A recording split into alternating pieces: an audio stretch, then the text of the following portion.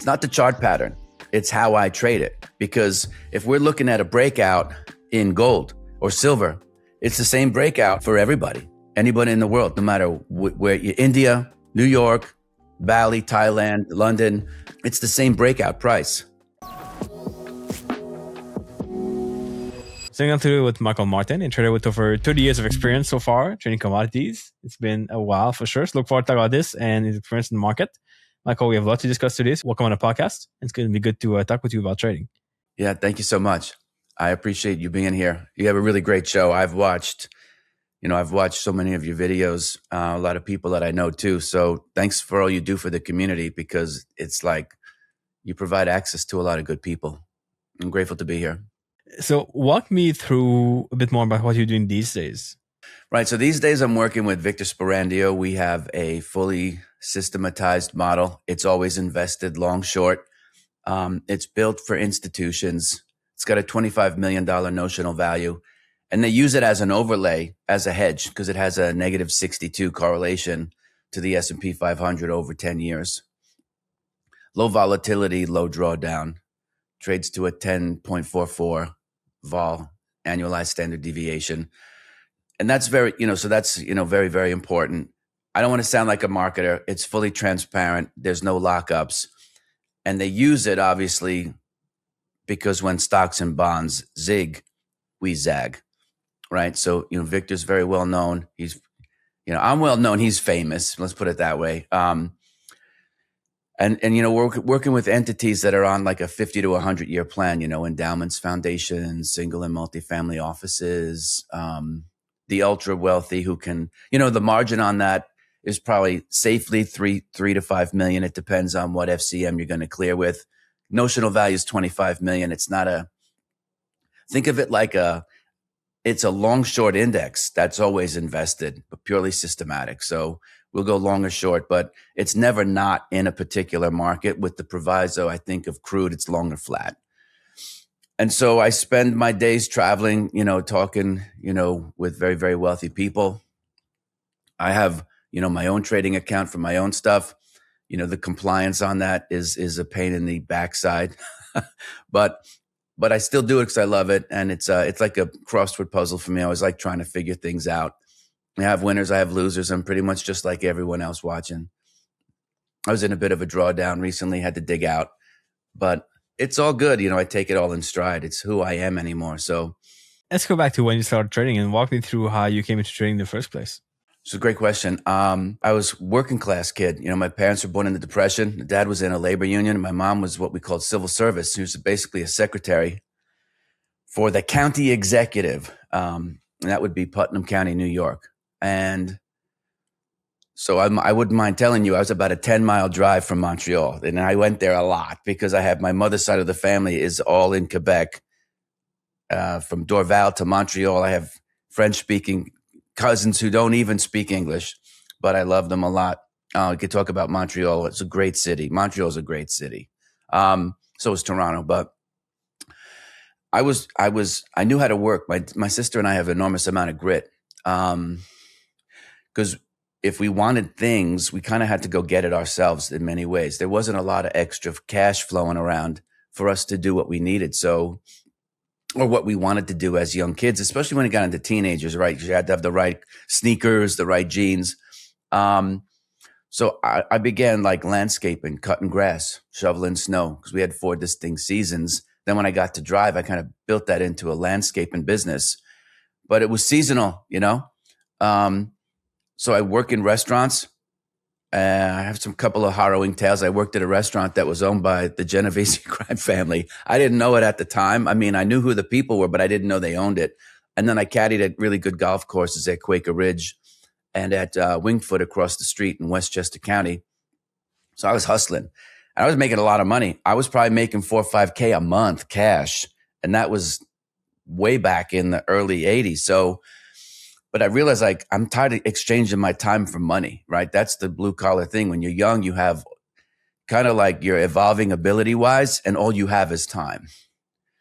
It's the same thing with traders. They don't have money, but they have a lot of time on their hands. So they sit in front of the screen all day, which can be good, can be bad. So I knew coming out of college that I wanted to find a way to have intellectual property. I remember the day that it struck me, and it hit me because, again, I didn't have a role model. I had a couple of good friends who had seats on, owned or leased seats on the floor of some of the exchanges in New York City. But I remember I was setting up for a brunch at this one particular restaurant in Millwood, New York at the time. And they had like the dentist music, as they say, Muzak. And Yesterday by the Beatles came on. Obviously, it's a Paul McCartney song. And I was like, man, Paul's getting paid for this. And he's probably at home at this point. There's a big time difference. He's probably having dinner with his wife. Linda was still alive at the time. And I'm like, he's getting paid for this. Like, I need to have something that pays me.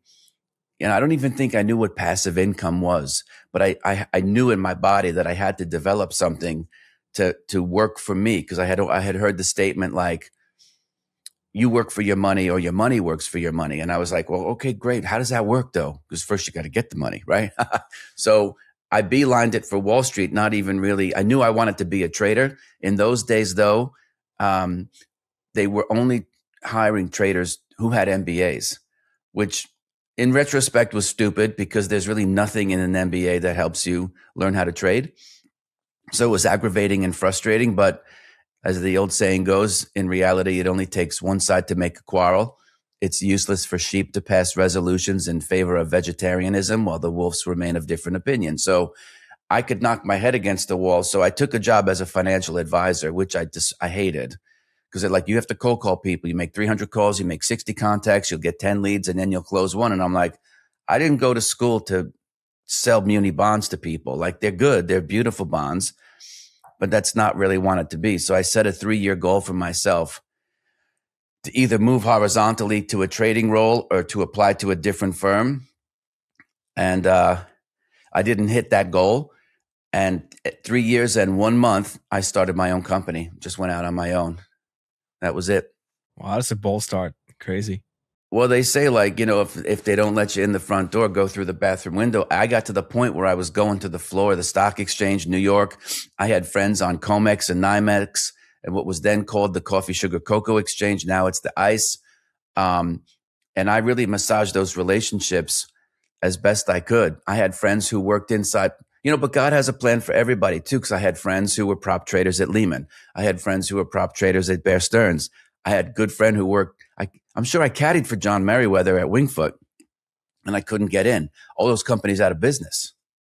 Lehman went under, they didn't bail it out. Bear Stearns went broke or got bought out for $2 a share or something by JP Morgan, long-term capital management. You know what I'm saying? So I didn't know it at the time, but I was aggravated. I was like, man, I thought your network was supposed to help you out, and it didn't come to pass. So I just started my own company very, very brazenly. At that time, did you have any knowledge of how to trade? Did you know what to do, or did you have no idea how the market work and everything? Yeah, another great question. I was good at handling other people's money at the time. I knew I could create alpha for people. In those days, it's important to remember that commissions were a big issue, right? So to give you context, Waterhouse was a separate, they hadn't even been bought by, it was Toronto Dominion Bank, right? You should know from Canada. I don't think they had acquired Waterhouse, which was a discount brokerage. Schwab was doing trades of unlimited size for $30, flat rate. And we were probably on a $5,000 purchase of General Electric or McDonald's. It was probably $150 commission. So 3%. Going in.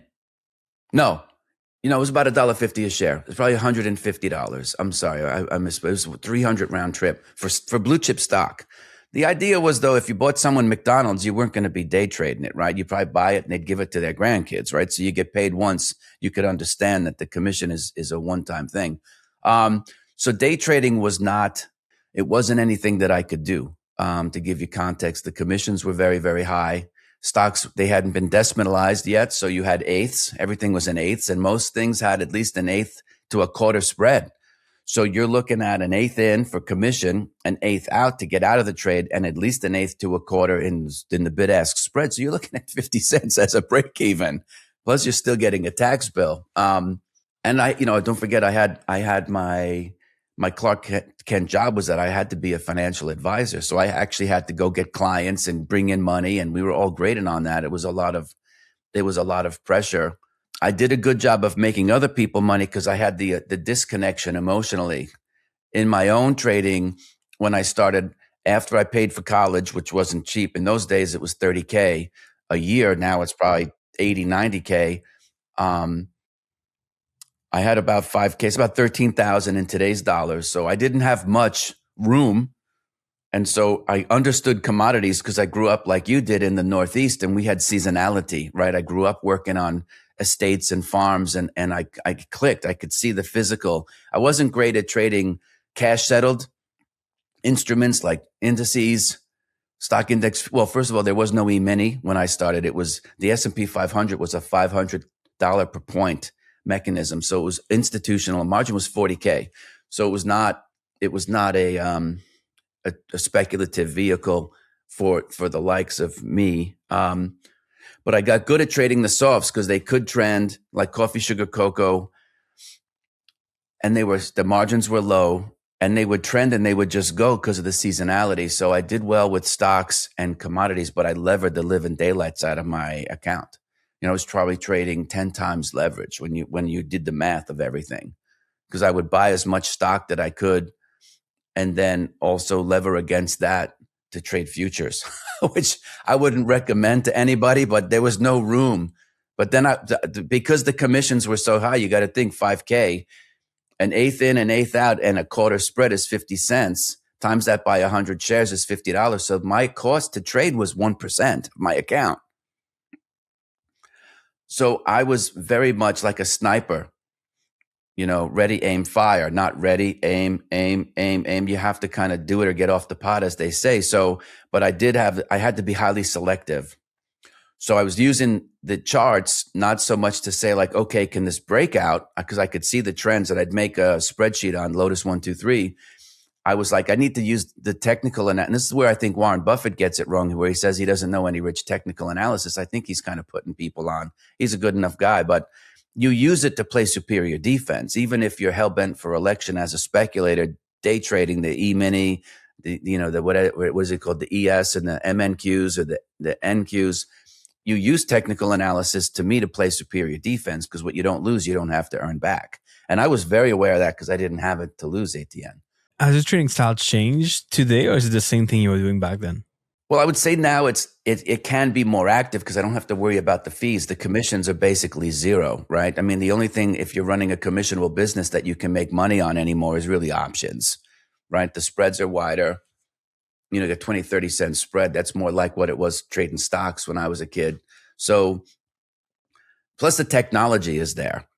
I had a CQG when I was starting. They just got merged with a company, but I had used CQG my whole life. There was a Bloomberg in the office, so I could get pretty good data. It wasn't at my workstation because I was a peon, but I could still get access to that information.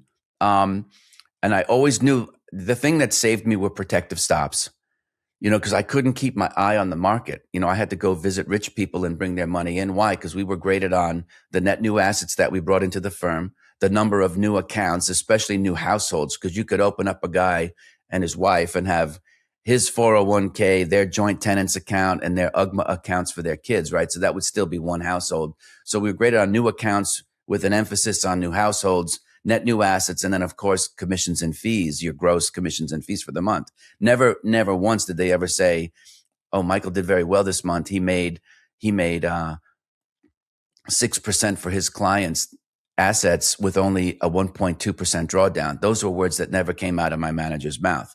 He was an old E.F. Hutton guy. I liked him a lot, and there was a lot of old Hayden Stone guys who had worked with Dick Donchian and Michael Marcus and Ed Sakota at the GM building, which is, for those of you who don't know Manhattan, it's 5th Avenue and 59th Street. There's an Apple store there now. It's across from the old Plaza Hotel. That's where they were. Actually, that's where I had my first interview, to get into the training program. So it's interesting. Those guys played a big role in my life later on. So now you can program your computer, right? So you can say, okay, watch this name. And if this trades to a certain break where you would have a breakout price, go buy 50 calls, at this price qualifier. And you can just be sitting down doing crossword puzzles and the technology could work for you. Back in the day, you had to be much more hypervigilant. which affects you psychologically and emotionally, right? Because missing trades, good trades, is especially painful. So I'd say I rely on the technology for alerts. You can do more. I'm much better at options. When I started, I didn't have the time. I was like, okay, I get the implied volatility and there's all these Greeks. But if you remember, I had a day job. So I had to do stuff that was kind of plain vanilla, like stocks and futures that would trend, and then have my protective stops in so that when I was, because Manhattan is so easy to get around. Like I didn't have a car for 13 years. Like you just go on hail a cab, go on a train. Trains were $1. Go anywhere in the world for $1. It was like, oh my gosh. So I spent most of the time out of the office visiting with rich people because I knew I needed the money, because I knew at plan B was if I couldn't get a job on the trading floor, even as an executing market maker type of sales trader down at 388 Greenwich or 390 Greenwich, I was going to go to have my own firm. And with that, I needed assets. So I needed clients who I did very, very well for, because then part of my sale was, hey, you still had how well I did for you. I can cut your commissions down to, the institutional rates that I got from ED&F Men were like $250 a side. And the commissions that the retail clients were paying, which I couldn't really negotiate too much. I had some wiggle room, but you were looking at $75 a contract if the trade was in and out the same day, mostly because you got stopped. And if it was longer term, I think it was $110 round turn for one contract. You charge that now, you're getting shot. So commissions have compressed like 99%. But I had some traders who did currencies. We trade in Deutschmark. Which those were unsolicited trades because I wasn't really great at currencies. Two, I wanted to have a quality of life, Etienne. So I didn't want to be, Forex never closed. And I was like, I need a break, right? Because I'm going at all, I'm, meeting people, bringing in accounts, trying to manage their money, thinking in the back of my mind that this is actually my track record. Now, it might not be a publishable track record because it wasn't audited, but it was between me and the client. So they knew.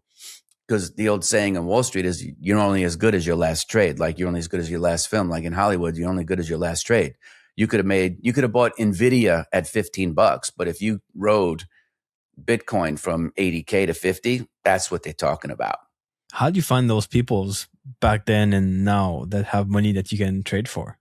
So, I had met a lot of people caddying and waiting tables, and they were great people. Like I loved them. I really loved the engagement. I would say I'm more an introvert myself naturally, but you have to be, when you perform, you have to learn how to be an extrovert on stage, right? I think Sting, the musician, said something along the same lines. His book is amazing too. If you want to read a book that's not trading, it's called Broken Music. It's full of candor. He skips over the part of like leaving his wife for Trudy Styler, but I saw the Police in '83 at Hartford Civic Center. Now it's the People's Bank or something or other. But I think the second best concert I ever saw, the best concert I ever saw was Rush at Madison Square Garden. That was crazy. Anyway, so I would make these light calls like, hey, I'm looking at this thing. I know I caddied for you, this and that. Because they all said, hey, let me help you out with your career. So I had a lot of business cards from these people, either from having waited tables. Obviously I met a lot of famous people in Westchester, either on the golf course or at the restaurants. And they all liked me because I was a good caddy. I caddied for the club champ. The first time he won it at Quaker Ridge, and then he went on to win it many, many times thereafter. I think, he was, he had a good golf coach, a guy named Jimmy Ballard. And the family owned Doral in Miami. Good group of guys. And they were very, they want to see you succeed on Wall Street, right? So that they helped me. And sometimes they would get like, when you get bigger and someone comes in with like $500,000 or $1 million, it might not meet the threshold that they have for the type of business that they want to run. So they'd say, hey, we could farm this out to the kid. It could help him. He's going to be good. He has potential, and it would help him build up his asset base. So a lot of it was networking. It was warm calling. It's really difficult to get a lot of money out of people on a cold call because they don't know you, which means they don't trust you. And that means you have to rely on the sex appeal of like a 6% New York State general obligation, triple tax free bond, right? Because in New York City, you have a borough income tax. So you have federal, state, and borough income tax. If you can find a 6% GO bond, that's like a 12%, and you're in the 50% tax bracket, it's like taxable equivalent yield of like 12%, which you couldn't find with an investment grade rating. And I was like, well, that's not trading capital either. You buy a bond, it's like the issuer is renting your money, so they're paying you daily interest. It wasn't my thing. So a lot of networking, a lot of being out and talking to people and doing a lot of listening and saying, hey, I'd love to talk to you sometime and show you what I'm doing for clients, see if it makes a good fit. Very low key, very more like a talent agent kind of a deal, rather than saying, we're putting a buy signal on gold, you got to get in now. It doesn't work. It was for the movies, but people look at you, see, this is unnatural conversation. You know what I mean? So it's a slow game, but it led to much more money, under management to play it the long game. So what came after that? What came when you started to go on your own and start trading for yourself? It went very well. I had all the clients that I wanted to take came except for one, because they had a much more complicated situation with trusts and this and that. And you can trade futures in pretty much any account, but it has to have the specific language inside the trust document. And this trust document didn't. And so it took a while for the client. They eventually came with me like 15 months later, but they would have to make what's called a codicil, and they'd have to make an amendment, which means they got to pay a lawyer. So now they got to go spend money to change the document so that they could come and be clients with me. I just kind of stayed in touch because I knew who they were dealing with, and they knew I could make the money. So it was a reluctant kind of a deal. But then it was the same type of a thing. I was still in Manhattan. I was, out meeting people all the time. I'd even go down to the floor to see the guys too, because they, like, if you talk to guys who trade, like I had childhood friends who were very big had a big natural gas brokerage on the floor, NYMEX. And they're so focused on natural gas, the strip, the spreads, that they don't even know what levels the S&P 500 are. They can't even tell you. Like, it's not part of their vernacular, but they make a lot of money. So they'd be like, hey, we got to trade cocoa. Now, if you were with ED&F Man, you could just call over because you had friends who were, in the ring over, a couple blocks away. But for all other things, they really didn't know what they were doing. So I had a lot of other fiduciaries, like estate planning attorneys. I had accountants because I knew they were the most trusted advisor. So I serviced those guys, giving them a lot of, whether it was research reports or giving them, there were no such thing really as tips. I never got into that type of vernacular. It was more like, I have a great, resource of information. Like I had friends who had Goldman, at Salomon Brothers, and inside those firms, right, there was J. Aaron, which was the Goldman arm, commodity arm, Fibro, Philip Brothers inside Salomon Brothers, as well as the executing brokers. And so they had a lot of information that they would get from their clients on the phone. The firms also produced research, and we would swap research. So we'd get every day there'd be an inch or two of printed out research reports that we would get that, I would sit and read, and I had mixed emotions about that stuff. It was kind of interesting, but it was kind of like, it would give you the story. I didn't really necessarily think that it was earth shattering or a reason to buy it, but it was content nonetheless. So we had a network of 4 or 5 of us that would exchange each other's firm's research. So I would get to read what Salomon Brothers was thinking about some of the stuff that my firm was covering, what Goldman was covering. And we kind of had, because we had all gone to school together, and we all shared, that information. And then I tried to play the long game. I tried to be a value-added person so that it was hard for them to replace me. And then from time to time, I would remind them politely that reciprocity is a good thing for all relationships. In a subtle way, like, hey, we talked about this, that, or the other thing. Do you ever have any clients? And sometimes, like, I could tell when they were just playing me, but I'm from New York City. So I would just slowly wane those people off until we stopped taking them to dim sum, or I had a lot of clients in Chinatown before it, was still a UK possession. and it reverted to China. I think that was July 1st, 97. So everything before that, I had a lot of Cantonese clients who were from Kowloon, and they were afraid that China was going to lock up the country and not let anyone expatriate their money. So I had a lot of that political flight capital come into America under my control. And that was a fortuitous, it was in the right place at the right time to take advantage of that. So being in the markets for more than 30 years now, I'm sure you've seen people come and go, like traders come in, they make money for a while, they leave, do something else. What do you think makes the difference between those who stay in the game for the long term? Is it trading abilities, trading skills, is it mindset, or just the ability to get capital, or what else kind of makes a difference there? That's probably the best question anyone ever asked me. It's like an eight faceted diamond, I suppose. You have to want it internally, right? Whatever you want inside your body, you have to be able to manifest that in your behavior, right? Two, the markets also change. They morph. And it's just the natural order of things. The market is a living, breathing mechanism unto itself that really adopts and absorbs all the information and all the participants' activity by definition. So you need to, it's like, I'm not a big poker player. I can play casually, but you have to play your cards, but you also have to play the table. You have to play the people across from you because they can bluff. The market doesn't bluff. But so you need to know your environment. Two, I think self-knowledge, despite needing to have technical skills, self-knowledge is probably 90% of the game. We don't get paid to know stuff. We get paid to execute. So the minute you stop being able to execute, you need to take a time out and go back inward and say, okay, is it me or is it the market? Best thing a person can do, because that's a loaded statement, is chart your equity curve, just like it's a chart. And is it going up? Is it going down? Is it going parabolic? And figure out why. Are you in silver and gold when the market's going parabolic so that you see in your own equity go? Maybe that would give you an indication that you might want to trim your position.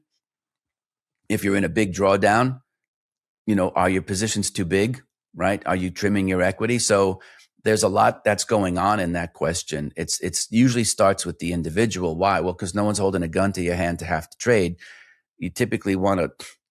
Second chapter, my book is called Surrender. It doesn't mean weakness. It just means you need to know the situation. There's times to bet big and there's times to sit on your hands, right? And that's when you're in big winners, let them run. And two, if the market's not amenable to your trading style, it's okay to sit out and let that pass, and just chill and come back at a better time because the money you don't lose, you don't have to earn it back. Again, in my mindset, Etienne, it was because I knew I needed to have a marketable track record. So I was always hyper aware that my activity is going to be reflected on my P&L. So I had a clear vision. Again, I was either going to work in-house and run firm money and get paid out on that, or I was going to take my client money and go out and start my own company and then get paid like 2 and 20.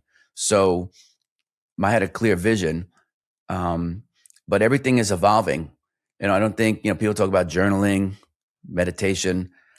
I tend to write things out.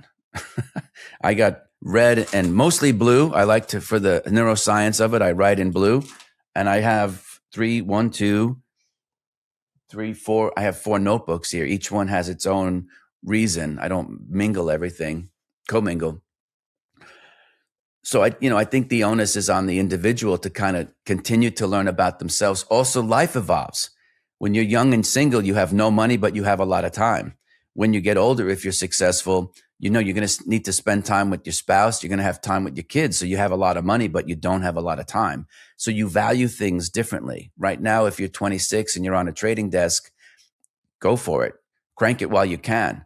Because in 10 or 20 years, you're going to have a spouse saying, honey, we got 2 kids. You can't be looking at your charts at 11 o'clock at night. I need help getting the kids down. If you want to stay married, you're going to have to learn how to change gears, and be a team player in many ways. So you don't know that when you're younger, right? Because you can't foresee. You can have an idea. Yeah, I'm going to get married. I want to have kids. But once you're living that information plays a big role in the way you trade. Are you a morning person or an afternoon? Are you active at the open? Right here at 6:30 for stocks, at least the outcry So if you have kids who are getting up trying to make their way to school and you're trying to day trade at 6:30 in the morning, this is a bad culture. Your household is actually a bad culture for what it is that you're trying to do. So you have to break up the day and say, okay, your spouse and the nanny might handle the morning. You're going to handle pickup and after school homework, snack, and then baseball. So there's all that goes on into it as well. So there's internal and external forces that are constantly evolving that you need to keep up with. The best people find a way to make that work, probably because they're good communicators. How does communication affect trading? That's something that I think people don't think there's a link between. Well, so inside my own brain, it's honesty. Like I know what I can do and I know what I cannot do. I also know what I don't want to do, you know? So it's like that scene from a movie, The Departed, when Martin Sheen's looking at, and it's the famous scene with the very vulgar language, but it's memorable with Mark Wahlberg and Leonardo DiCaprio. And he says, you know what we do here in my department? And at the end, there's a great scene with Mark Wahlberg, but he says something that hit me outside of Mark Wahlberg's very, very, very like, whoa. I can't say it here. But he's like, we deal with deception, not self-deception. So you might see a trader who's doing a certain trading style in there, especially like scalping, right? Scalping in the short-term stuff. There are a group of people, about 3 dozen of them, who have enormous ability. They have a great sense of timing. And that's what they don't tell you. Like you could stand over someone's shoulder and watch them trade, but it doesn't mean that you can do it. So when they say, hey, we can teach you to trade, that's a true statement. It doesn't mean for 2 seconds, though, that you're going to be able to pull it off. So you have to be honest with yourself and say, you know what? I've been knocking my head against the wall trying to day trade stock index futures. I haven't put up any points to show that there's any damn skill here. I got to increase my time period or change instruments. So you have to be honest with yourself. I was honest with myself too, in that I had limited capital and I had limited time at the beginning. So I had to focus and find the instruments and the time frames that would work for me. And because of the commission structure, I was forced to think intermediate trend following stuff was the slowest time frame that I could be on. And then just be, there has to be a marketing element if you're trying to get other people's money. There was no funding accounts or otherwise. So you needed to know some of the story, like what was the Fed doing in those days? Obviously, it was mostly Alan Greenspan and the Greenspan put.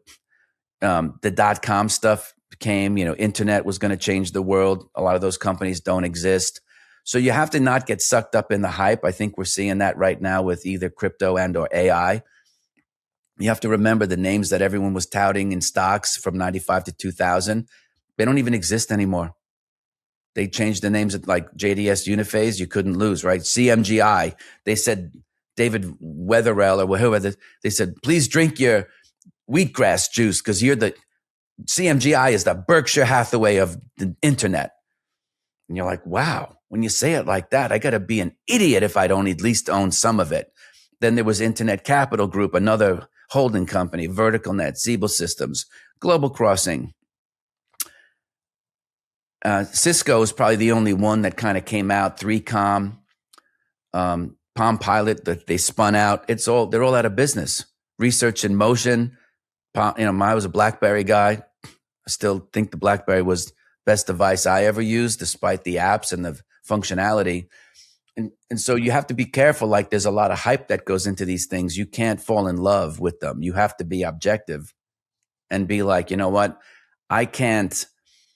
You have to know that there's going to be a time when the needle comes off the record and you're going to have to find a seat in this musical chairs kind of a thing with your equity. Because your number one job is to preserve your cash. You can trade like you're hell bent for election, but at the end of the day, you have to preserve your capital. You have to play superior defense. Your book is titled The Universal Trading. I want to kind of know a bit more about what that book is about. And I know it's a question that no author wants to get, but what would be the core message of that book? And what do you want to kind of get across to people? So the book is about like a hazing. It wasn't like a fraternity hazing, but it was like the tuition that I had to pay as I was learning my craft, right? Because it speaks about the things that a lot of the marketers don't talk about when they're trying to sell you stuff, and that you really need to know who the heck you are. if you know, self-knowledge, the being, the ethos of the book, if you don't know who you are, then what you know doesn't really matter, because your emotional system and your tactical system are not congruent. They're not aligned. So I needed to learn and say, like, okay, here's my skill, right? And here's where I'm absent skills. So I can't focus on those types of instruments or time frames, because all I'm going to do is highlight what I can't execute. We get paid to execute. And that the culturing of that pearl took about 4.5 years. I wish it would have happened a lot sooner, because I needed the money and I was under a lot of duress, right? I was living month to month. You know, I had $1,000 a month in student loans, and I had $1,300 a month in rent. Now it's probably $5K for the same place in Manhattan. And it's full of candor, like, on how I kind of failed my way to success over that 4 years. And, you know, what did I do? What kind of investments did I make into myself to, like, learn my craft in a very open and honest way? So I think it's very relatable. People were like, oh, you know, he's talking about all his failure. Obviously, he's made a lot of money, but there's no gloating. I don't like, here's this big winning trade. Here's what you can do. It's more like, here's what I thought was going to happen. Here was the variance. Here's what I did to kind of close the gap, and kind of journal my growth over that window of time into my professional career, and even including things like Hurricane Phil. The Phil is Phil Bennett, who was the head of Revco, and Revco had allocated, I can't remember, $8-10 million or something like that to me as a trader. And he had committed financial fraud that tanked the company. And all those people took their money back. So, you know, I got shot by friendly fire. I didn't do anything to lose the money. You know what I mean? We were within a year of getting the money. So there's those kind of stories, that they're going to be external forces that happen to you that you're going to have to deal with and kind of learn to roll with the punches. He went to jail, you know, for 17 years, and then they sent him back to the UK. So it's a good book to say, like, look, as long as you have to have persistence and determination, right? I called it grit before, but I think anyone who wants to endeavor to do something where there's enormous, I think 90, they say it's 95. I think it's closer to 97% of the people who try to do what we do don't make it. And I think the majority of those people are on the shorter end of the curve, meaning short time frame, scalping, day trading. Just from what I've been able to see, it doesn't mean you can't do it. People can, but I think it takes a certain amount of timing. The shorter the time frame of the hold, you know, you need to develop a really good sense of timing. And you can do it, or at least try to. I'm not a dream killer, but, you know, so it was my bit of a journal to myself. And also, like, the guys who helped me along the way, you know, I got to meet Tony Saliba. You know, I obviously worked with Victor. Ed Sakota wrote the foreword to the book. I know Michael Marcus. I know all the guys from Commodity Inspiration. They all helped me enormously. Jim Rogers learned to help me develop my craft, because I'm the alpha. It's not the chart pattern. It's how I trade it. Because if we're looking at a breakout in gold or silver, it's the same breakout for everybody. Anybody in the world, no matter where you're, India, New York, Bali, Thailand, London, it's the same breakout price. ATR, if you're measuring risk using average true range, and it's over 20 days, that number is going to be the same for everybody from Ville Marie to Pensacola, Florida. The only two times those cities have been mentioned in the same, well, Ville Marie's a neighborhood in Montreal. Anyway, so then the question is, like, well, how do you do it, right? Because I think all of our trading styles are going to be as unique to one another as is our fingerprints.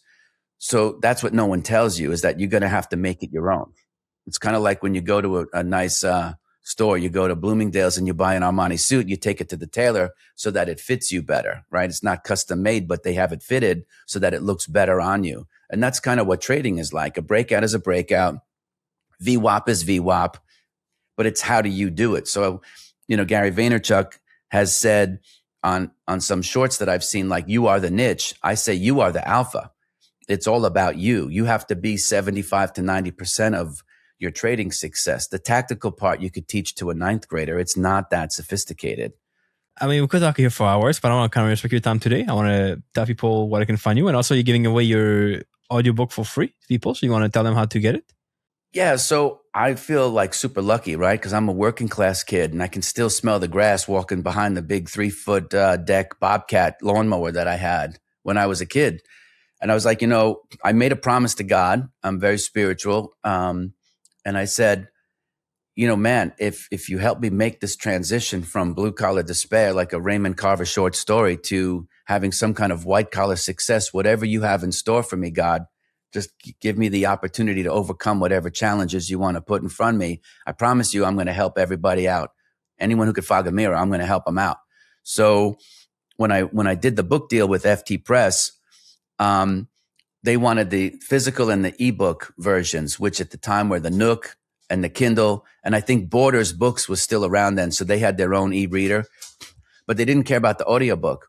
So then I thought to myself, like, how can I give back to the community? So I recorded there was another Heil PR40 mic, and then I redid it with this one. So I recorded the audiobook and I said, I'm just going to give it away. It's worth $29. And trust me when I tell you, I've given millions of dollars worth of this book away.